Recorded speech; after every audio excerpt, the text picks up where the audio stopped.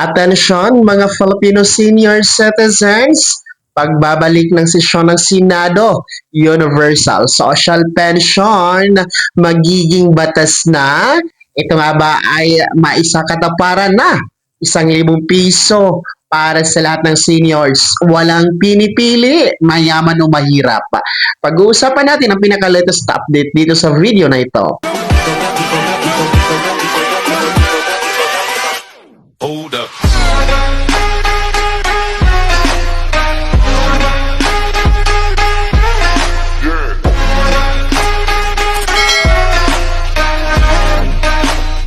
Hello mga ka-vlogs! Welcome dito sa aking YouTube channel. Magandang araw po sa lahat ng mga manonood. Saan po kayong dako sa mundo? Kumusta mga ka-vlogs? Eto ha mga Filipino senior citizens, pagbabalik siya ng Senado, tatalakayin na nga ba? Magiging prioridad na ba? Aprobado na ba ang Universal Social Pension?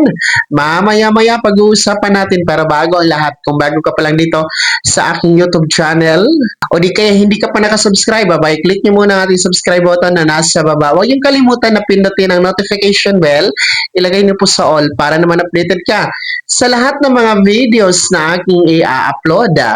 So, eto na nga po no, mga senior citizens, dahil nga po, nagbalik na po ang sesyon ng Senado noong June 3, mga ka-vlogs, no? And matapos nga po ang pagsasara ng last session no noong nakaraang February 5 dahil nga po sa national election and kampanya nga po no para sa noong May 12 election. Kaya nga po last June 3 ay nagbabalik na po ang sesyon ng Senado and nasa huling buwan tayo ngayon ng June, kung saan itong huling buwan na to ang last na uupo yung mga gagraduate na mga senators and yung mga hindi pinalad na makabalik.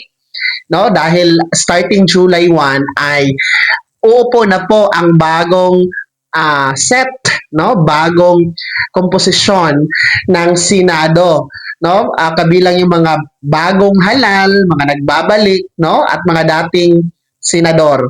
So, dahil nga po sa pagbabalik ng sesyon ng Senado ay marami nga po ang panukala no na inaatupag ngayon ng Senado. Well, in fact nga no, dahil noon pa man nung wala pang June, lagi kong sinasabi na baka hindi magiging priority ang Universal Social Pension Bill.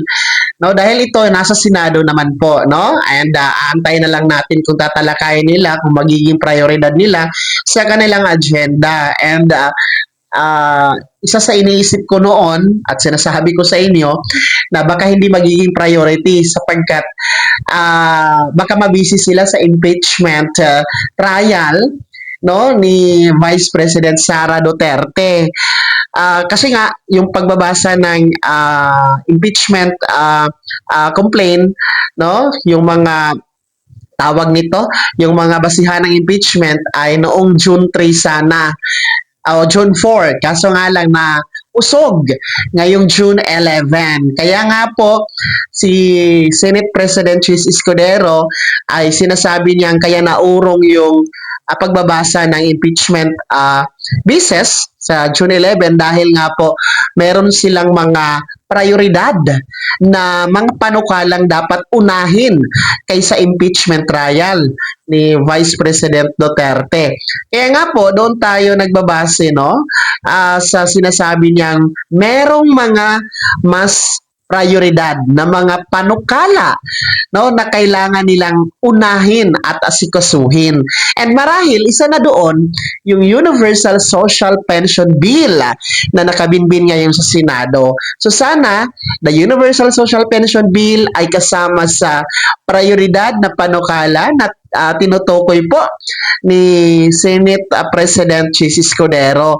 Nang sa ganun po mapagbutuhan na nila, matalakay na nila kung sino ang papabor dito sa nasabing panukala, no? At kung lulusot man sa Senado ay maipasa na sa kay Pangulong Bongbong Marcos kung ito nga po ay kaniyang pipirmahan o i-veto kasi dalawa lang naman yan, no? May kapangyarihan kasi ang presidente ng Pilipinas na i-veto yung mga panukalang batas, no, na pasado sa Kamara at sa Senado.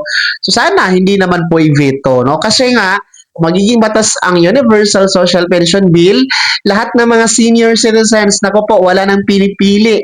As long as you are 60 years old pataas, Filipino senior citizens, mayaman o mahirap, may pensyon o wala, no? Kasama sa indigent or hindi, lahat po kasama na, wala nang maiiwan, no? And ayon sa panukala kasi ng Universal Social Pension Bill ay magsisimula muna sa 500 pesos yung matatanggap ng ating mga lolo at lola sa unang taon na maipatupad ito.